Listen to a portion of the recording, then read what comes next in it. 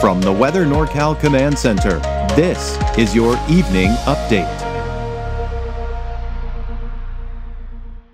Dennis's Heating and Air Conditioning is Northern California's premier heating and air conditioning contractor. From residential housing, large commercial projects, installation to repair, sheet metal fabrication, and everything in between, we are your go-to heating and air conditioning specialist.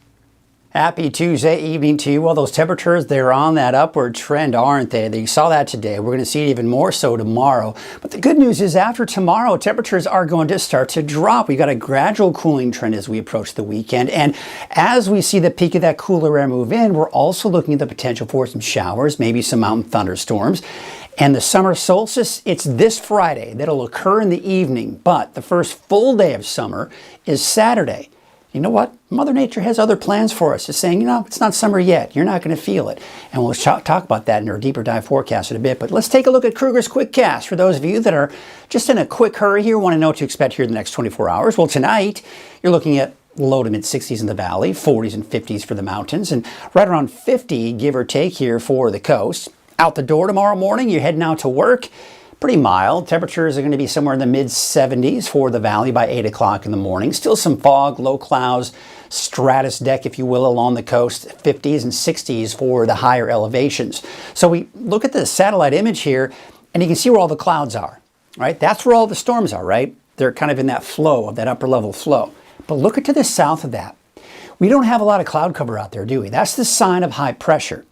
We have overall this broad ridge of high pressure down to our south-southwest. That's what's been building today and will build even more tomorrow, giving us the warmer temperatures, right? So we take a look at the winds taking you into tomorrow morning.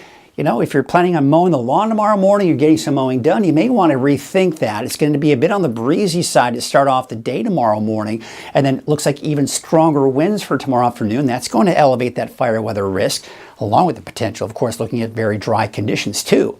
So look at the high temperatures. Yes, tomorrow's the peak though. Remember that. Tomorrow's the peak of this heat wave. Around 100 degrees, give or take, for the valley, 80s and 90s for the mountains, and still those upper 50s to low 60s here for the coast. So let's take a look at that 7-day forecast. There's the peak. It does drop, but then we see temperatures begin to go back up again. It's that roller coaster ride with those temperatures over the next 7 days. Same story for the inland areas and for Trinity County, but still just hovering around the upper 50s, low 60s for the coast. Saturday, you'll notice for the coast and all of the mountain locations and inland, we've got a chance for showers, maybe some thunderstorms. And just to let you know, on my radar too is the potential for some of the mountain afternoon thunderstorms here, potentially for early next week. I'm not setting that in stone just yet, but just something I'm watching here, and what mainly looks to be mainly in the northern portions of the area. So Siskiyou County, Modoc County, for example. But I think overall there is that chance for everyone, excluding the valley, to maybe see some of those showers and thunderstorms on Saturday.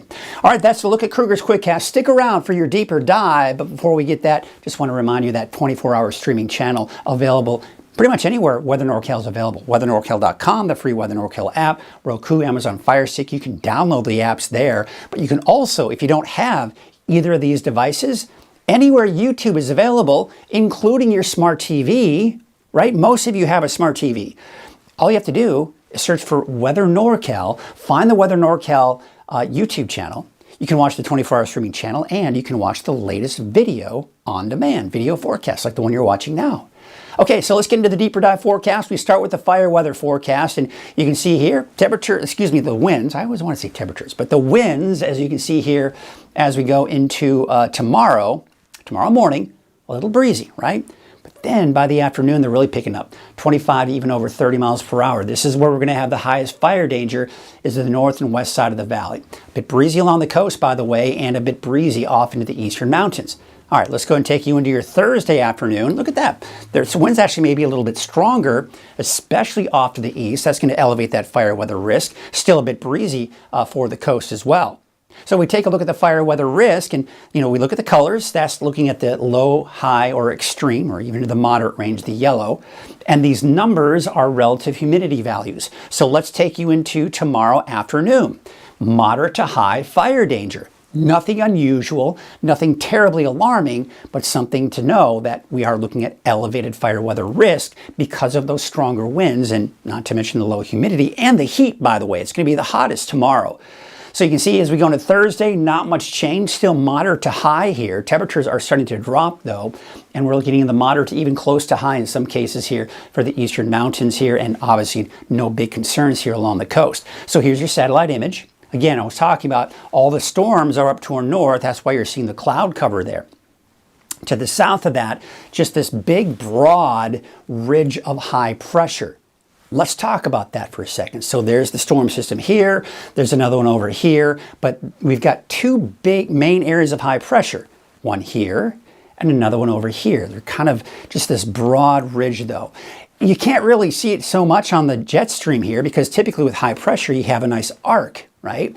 But what's happening is we got this storm system here just kind of pushing eastward, and it's acting like an iron. It's just kind of flattening out those ridges of high pressure, but the heat is still there. That heat will be expanding northward. It has been doing so today. Will especially build to the northeast over the desert southwest. But as that builds and gets stronger, the dome of high pressure gets bigger.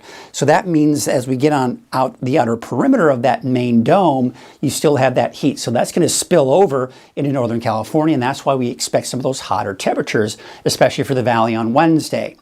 Then the other bubble of heat still way up to our west, right? But this right here, this will just be migrating to the south and west very slowly. We'll be here by Friday, Saturday. And what that's going to do is, number one, cooler air is going to cool down, so that's going to help to drop our temperatures. But another reason, that dome of high pressure still hasn't moved, has it? It's staying off to the west. This dome of high pressure is actually being pushed to the east, over the eastern United States, where they're going to see quite a heat wave. But for us, cooler weather. Keep in mind, Saturday is the first full day of summer, whereas the summer solstice occurs Friday evening. So the first full day of summer looks to be the coolest of the week. But then that cooler air begins to migrate northward. A piece of energy breaks off. You can see right here. That's going to keep those temperatures moderated, but they are going to start to warm up, especially as we go into Tuesday, Wednesday. But this dome of high pressure is still off to our west, and this one still off over the eastern United States, where again, they're going to be talking about some pretty big heat waves over there. Here's a look at our 10-day trend. Roller coaster down there, you can see. And I mean, perfect time for the Shasta District Fair, right? Because it starts on Wednesday. Yes, it'll be hot, but really for the weekend, you really can't complain about these temperatures. And then they start to climb back up, possibly over 100 degrees by the end of next week. So a little bit of a heat wave coming toward the end of next week. The wave heights haven't been all that bad today or tomorrow, but it looks like as we go into Wednesday afternoon, Thursday, we may start to see those wave heights begin to increase. We may eventually even see some small craft advisories, but as of right now, there aren't any out there here for this evening or tomorrow. Temperatures are going to be in the 80s and 90s for Trinity County. Some of the cooler spots like Mad River at about 77, and pretty much anywhere in the mountains, including the inland areas, we'll see a chance for showers, maybe even an isolated thunderstorm on Saturday. But in the meantime, dry before that point. Temperatures for the coast are going to be hovering around the upper 50s to low 60s for your daytime highs. Inland, just like everywhere else in Northern California, temperatures going down after tomorrow, then back up as we go into early next week. Same story for Siskiyou County, chance for showers and thunderstorms here on Saturday. That's the peak of the cooling trend as well. Also the case for Modoc County. For your Wednesday, though, the warmest, upper 80s, even some low 90s for some of the warmer spots. For the eastern mountains, you're talking temperatures in the low to mid 90s, although some of the cooler spots like Chester at 88, 82 in Viola and Mineral, about 85 degrees. Your valley neighborhood forecast to the south, there's some of the triple digits I was talking about. Corning about 99, Los Molinos 100, 98 degrees for Biggs, about 100 degrees in Chico. To the west here, temperatures in the upper 90s. Looking at your 7-day forecast for Chico, temperatures dropping down to the mid 80s by Friday, low 80s by Saturday, and then temperatures start to climb after that, back in the 90s, especially by early next week. Temperatures most likely 100 degrees or slightly higher for Red Bluff northward into Redding with a high of 102, 101 for Bella Vista, and there's Whiskeytown at about 94 degrees. Let's take a look at that 7-day forecast for Redding.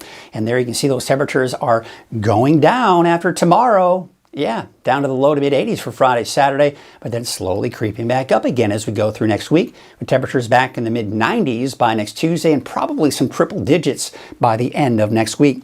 That's your evening update. I'll be back again tomorrow morning at 6 a.m. and live on Coffee with Krueger at 6:30. Have yourselves a great evening.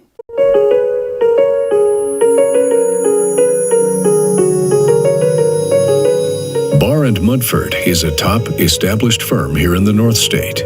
Founded over a half-century ago, Barr & Mudford is protecting the rights of our neighbors and community. We take our commitment to our clients very seriously and provide a level of excellence unrivaled in the North State. Barr & Mudford, standing up for the rights of our neighbors and our beautiful community, serving Northern California with excellence.